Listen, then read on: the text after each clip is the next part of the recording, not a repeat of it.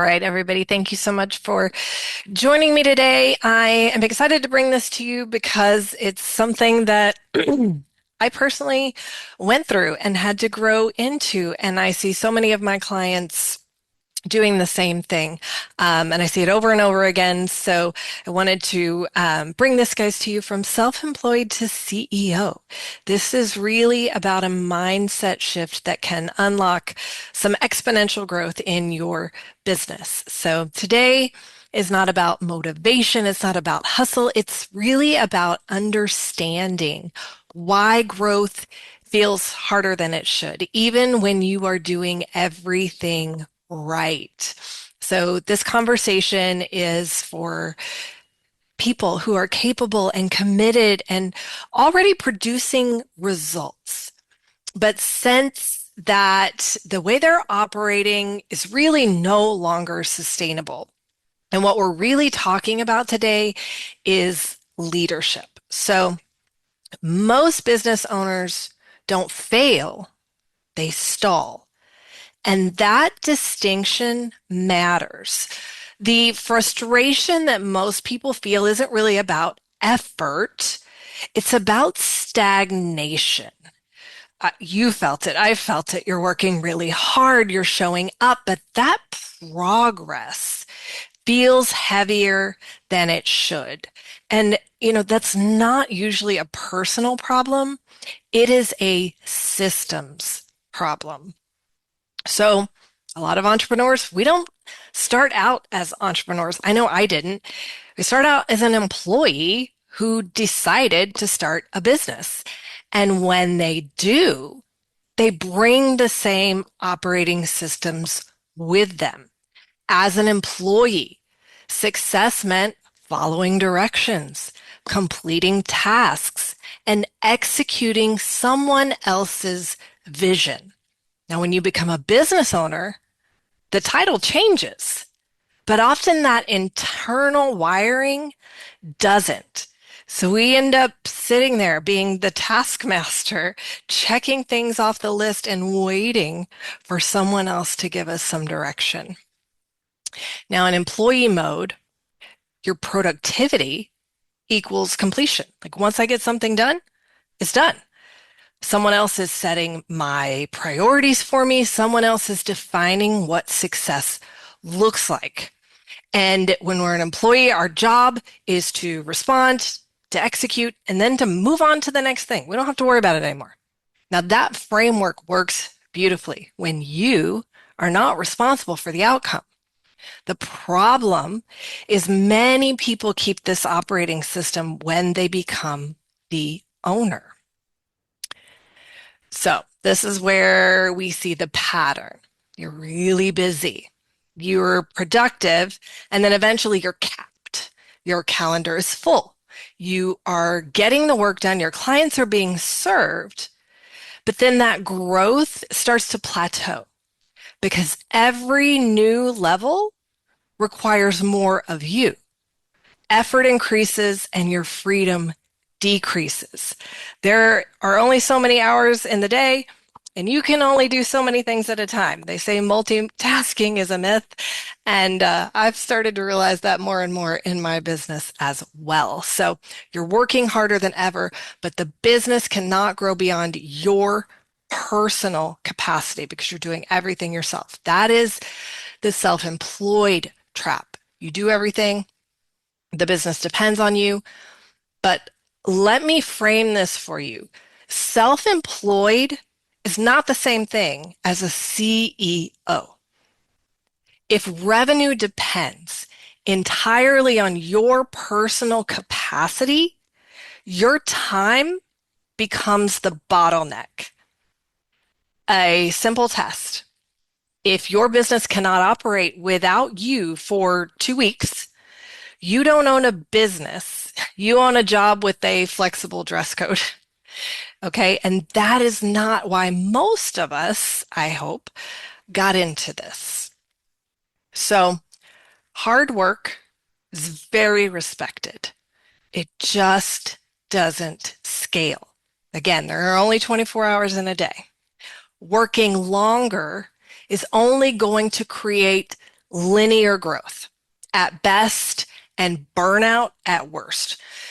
Breaking through that is going to require redesigning how the entire business operates, not just adding more to your plate.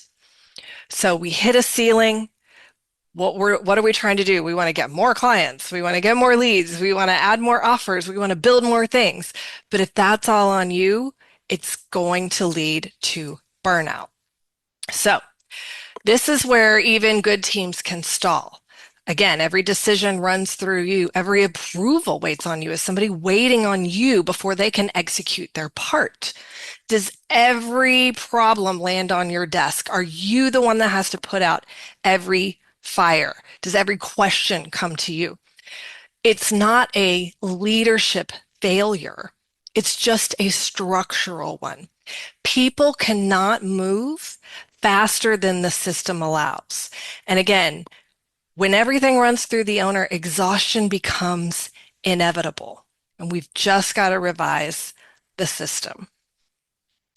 So the real shift isn't from employee to entrepreneur. It is from doer to designer. Okay. Doers execute tasks and they manage daily demands. They like to make lists and cross stuff off. That's me. I will make a list just so I could cross off things I've already done. I was a notorious doer. Now, designers create systems and structure and flow so that others can go execute the vision. This is a leadership shift, not a personality shift. You don't need to become someone else. You just need to operate differently. Now, what is the CEO operating system? That system is built on three things. You like who's running the show here? um, really strategic decisions. We've got to focus on what matters most, what direction we're going in, what priorities and high impact choices are going to affect the business, not just in the next day or two, but in the next month, quarter, year.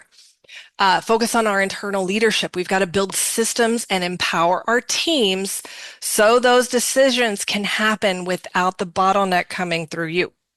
Now, leverage. Leverage is my favorite word. Leverage over labor. At this point, we've got to create repeatability and scalability so that we can multiply the impact without multiplying the hours. And when we make this shift, the growth becomes systematic instead of just exhausting. So this is what changes when you move beyond that self-employed mode, okay? Fundamentally transforms your experience and it delivers these outcomes. You've got freedom that comes from systems. You've got stability that comes from clarity because people know what they're doing. They have defined processes and roles. It reduces chaos and it allows you to go do what you do best. And then scalability that comes from alignment. When everything is synchronized, your vision, your strategy, and the execution of how those things come together, that growth can become not only repeatable, but exponential. All right. So we want to not think about doing less. We want to think about doing more of what matters and what is impactful. So let's clear something up that I have to combat all the time. Revenue is vanity. Profit is sanity. Okay. You can grow revenue and still feel stressed and fragile and boxed in. The top line numbers can look really impressive, but it is the margin that creates the breathing room. Okay. Healthy businesses prioritize margin over volume. What happens when you've got this great revenue number, right? But then you factor in your staff salaries, your team salaries, your taxes, your overhead for your tech stack. All of these things come in and just eat away at your margins. And that's the thing that we need to protect. So, as a CEO, as someone looking beyond that top line revenue, those are the things that we're focusing in on. So, we want sustainable growth. We want healthy growth. It has to follow a sequence. First thing is we need clarity. You need to know what you're building and why. We have to have that focus, that mission, that vision, and strategic objectives for a clear path forward. If it is just in your mind and you are the visionary and you don't have a way to integrate that through your team, no one is going to be able to get there because you have not created that clarity. Number two is consistency. Systems create predictability. We have those reliable systems and repeatable processes that can deliver results without you having to be involved. And then profitability. Profit is what creates options. Okay. That enables you to reinvest, make strategic choices, and gives your business true resilience. So when you skip these steps, your growth really becomes unstable.